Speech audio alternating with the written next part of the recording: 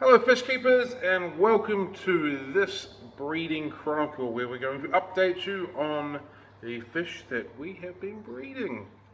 This breeding chronicle is going to be slightly different to the last one. As much as I'm making it for you, I'm also making this one for me. For someone who had absolutely no experience breeding fish, it is not my interest in the aquarium hobby. My interest is setting up aquariums or researching display tanks and that sort of thing. I feel I've done really well. I'm very proud of what I've achieved.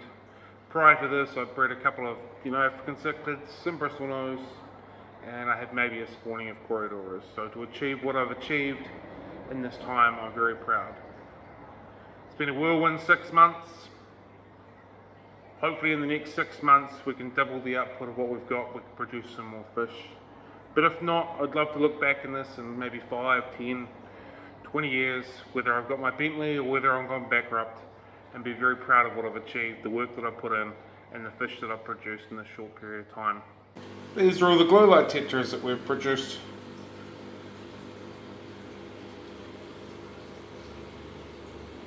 This spawning was the spawning that really triggered everything. This is the one that proved to me that the decision that we made to move into this building to spawn fish was going to be the right one.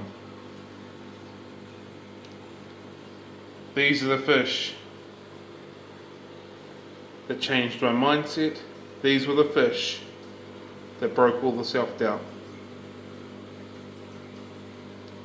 These are the fish that are driving me towards where we need to go. Managed to spawn these Julie, which aren't really Julie, corridors. That was kind of cool and kind of huge. I've had more than one successful spawning of these pygmy corridors. Cool little fish. This is our first spawn of pygmy corridors. There's a truckload in here.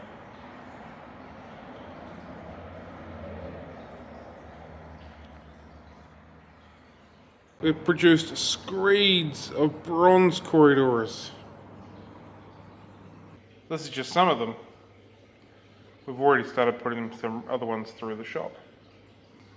These are the gold lasers that we've produced. We've still got a tank full of these coming through as well. We've had success with Basmati rainbow fish, red rainbow fish, Pacific blue eyes, and dwarf neon rainbows. And you very much can't see them in here, but also the blue lacustris. As you can see, we've got screeds of fry coming through from the rainbow fish. These are just 2 tanks, there's a couple more as well. Here's some more dwarf neon rainbows. They're growing quite nicely. I was really excited with these ones. This was the first spawning that we managed to achieve from them. Prior to that, all we were getting were mouldy eggs.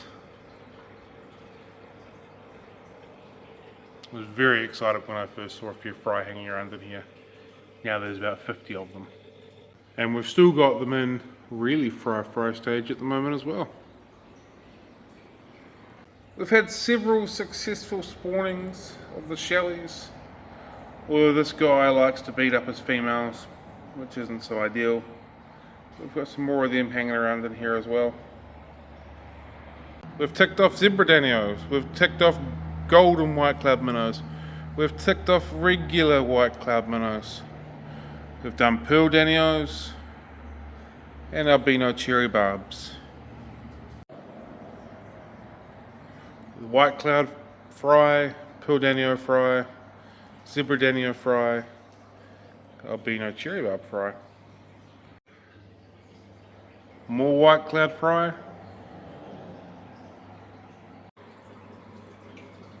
We've had successful fry from the T-bars. Although we can't see them at the moment, in here as well, the golden eye nanocaras, we've got fry from them too. Here are our T-bar fry at the moment, they're growing quite nicely. Although we've lost a few in the last couple of days, I'm not quite sure why, we've still got some green 7 fry in here as well. This one was quite the accomplishment because the parents were spawned basically monthly with no troubles. Then they'd eat the eggs, so I decided I had to take the eggs and hatch the fry myself. And this is what we've achieved so far with them. I've also got all the standard live bearers. Plenty of platies that have come through.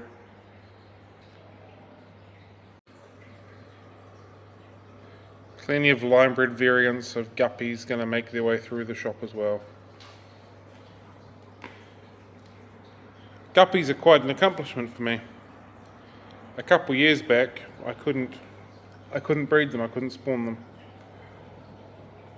Sounds weird saying guppies are an accomplishment to breed, but I'm quite proud of actually being able to achieve spawning this many guppies.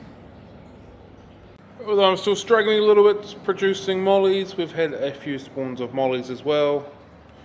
I also struggle to keep them alive. They seem to be a very hard fish to have success with, but I'm working through that as well at the moment.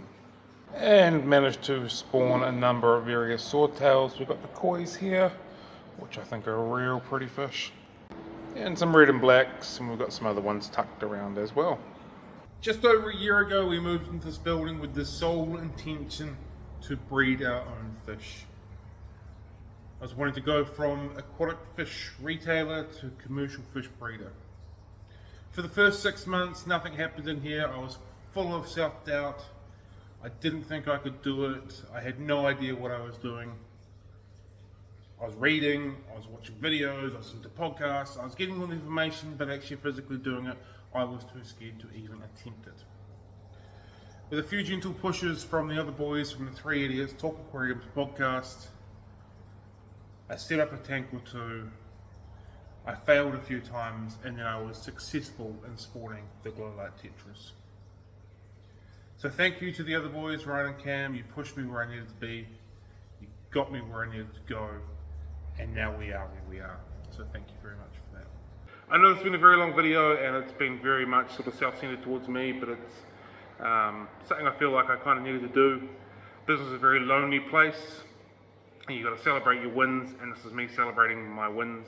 So thank you very much for watching. If you've managed to get through to the end, that's fantastic.